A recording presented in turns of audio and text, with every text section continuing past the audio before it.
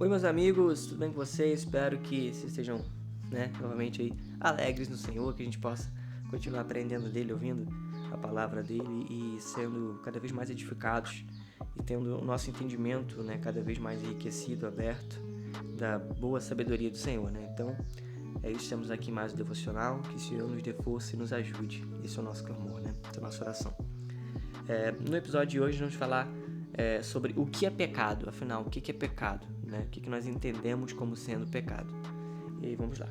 Pecado é rejeitarmos ou ignorarmos a Deus no mundo que Ele criou, rebelar-nos contra Ele e vivermos sem tê-lo como referência em nossa vida, não sermos ou fazermos o que Ele requer em sua lei, o que resulta em nossa morte e na desintegração de toda a criação.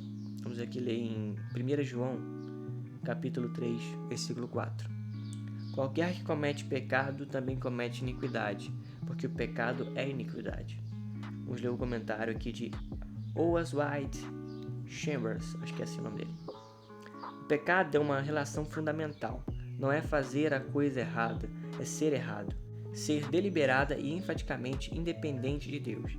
A religião cristã baseia tudo na natureza positiva e do pecado. Outras religiões falam do pecado, mas só a Bíblia trata do pecado. A primeira coisa que Cristo enfrentou nos homens foi a hereditariedade do pecado e como temos ignorado isso em nossa apresentação do Evangelho. O Evangelho perdeu sua pungência e seu poder de entusiasmar. Agora, vamos comentar John Lee. Uma forma muito importante de entendermos o pecado é que se trata da rebelião contra a lei de Deus. É não fazermos o que Ele requer de nós, não vivermos conforme nos chama para viver, e assim não sermos em plenitude quem Deus nos criou para ser. Pecado é viver sem a referência de Deus, não vendo como a realidade definidora de nossas vidas, em volta de quem toda a nossa vida tem de ser centrada. Quando não vivemos como se Deus fosse quem Ele é, violamos sua lei e todas as boas obras, amáveis e protetoras diretrizes que Ele nos deu para viver melhor e mais plenamente. Pense nisso da seguinte forma: se você fosse caminhar por um penhasco dizendo não preciso viver pela lei da gravidade, costumo seguir minhas próprias regras, estaria por um lado desobedecendo a uma regra e a um mandamento bem específico, ou seja, não caminhe pelo penhasco na direção do precipício. Por outro lado, também não estaria vivendo de acordo com a lei da gravidade. Estaria vivendo como se a gravidade não tivesse consequência ou importância em sua vida. Mas você não pode dizer que a lei da gravidade é arbitrária, que é injusto ter de obedecer a ela. Jamais diríamos isso, pois entendemos que a gravidade é algo sobre cuja referência vivemos, e é claro que existem diretrizes a serem honradas. E limites que devem ser reconhecidos. Você sabe o resultado de caminhar para um precipício e tentar quebrar a lei da gravidade, morte e desintegração. Quando não vivemos como se Deus fosse Deus, quando quebramos sua amorosa lei, quando falhamos em honrar quem Ele é, quando dizemos ou deixamos implícito por nossos atos que Ele não tem nenhuma consequência ou importância para nós, nesta ou naquela parte de nossa vida, falhamos em ser plenamente quem Deus nos criou para ser. E isso nos leva à morte e à desintegração. A seguinte ilustração pode nos ajudar. Nosso sistema solar existe em harmonia somente quando todos os planetas orbitam em volta do mesmo centro, o Sol.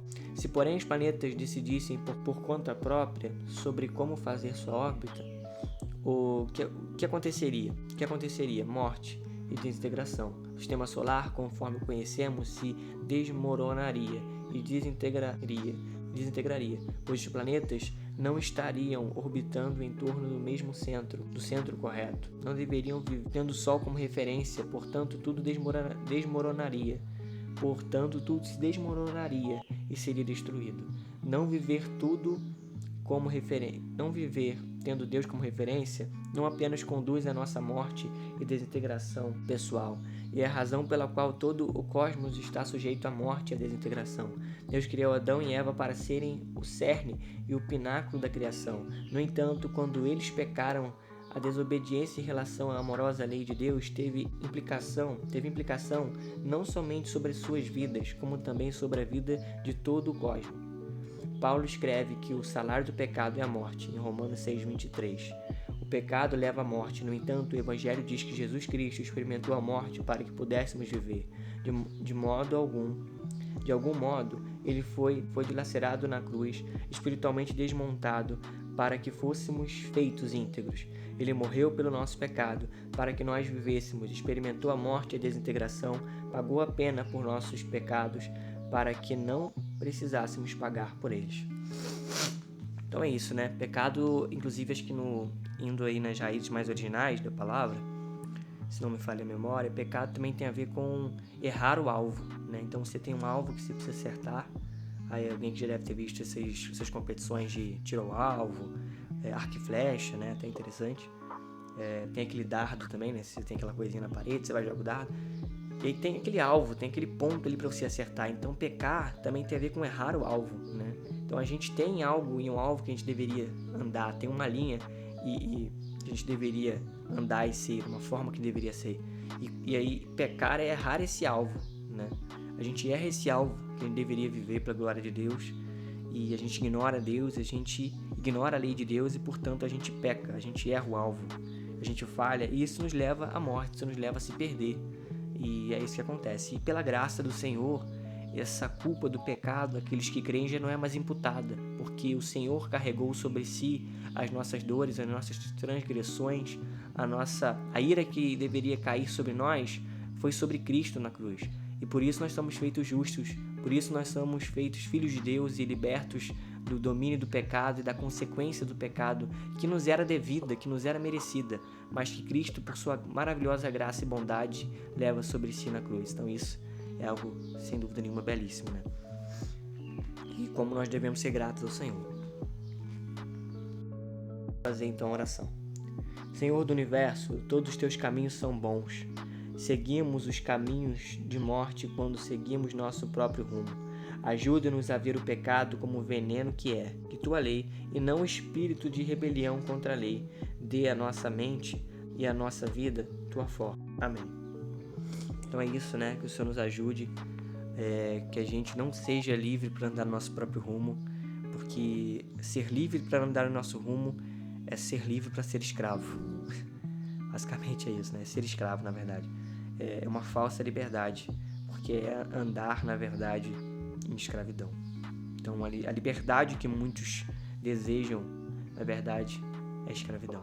Nós só somos, de fato, libertos e livres quando cremos no Senhor e nossos olhos são abertos, as escamas são tiradas, as correntes são arrebentadas e a gente pode viver de uma nova forma e ver o mundo como ele de fato é, ver a luz do Senhor, ver uma nova vida, né? Viver de uma nova forma. Então que o Senhor nos ajude a ser libertos do pecado, a acertar o alvo agora, né? Que o Senhor deseja que a gente acerte. E quando por vezes acabarmos errando, por sermos tão miseráveis que somos, termos o reconhecer disso e se dobrarmos diante dele com sinceridade, clamor de misericórdia e arrependimento e crer que o Senhor é misericordioso e tão bom a ponto de nos perdoar e de nos trazer de volta para perto e para o caminho. Então que o Senhor nos ajude, nos capacite, que o Senhor continue abençoando a sua vida, todos nós, e que a gente possa progredir nessa jornada. É isso, até o próximo. Fica na paz do Senhor e tchau.